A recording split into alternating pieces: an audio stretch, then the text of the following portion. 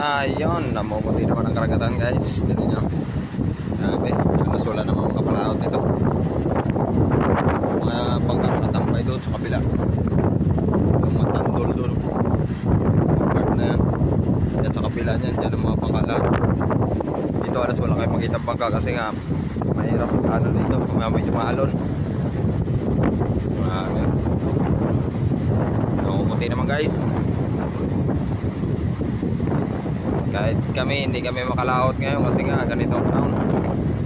Lakas na kamihan. Kaya ito na muna kami ngayon, sideline dito. Yan.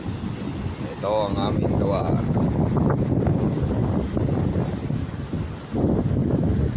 Magbilad ng tuyo ng mga dilis, tamban. Bilad ng isda. Yan. Yan, dilis. Yan, dilis guys. Oh. Kasi yan mga patuyo na yan baka mamayang hapon okay na yan. Yan. Wala pa rin mga bagong dating ng mga ano ngayon, yung madilis, sulo pa dumadating. Siguro sa ano, baka walang may nakapalaot kasi nga ganito ang panahon, umpisa pa yan kanina umaga. Sama talaga ng timpla ng dagat ngayon.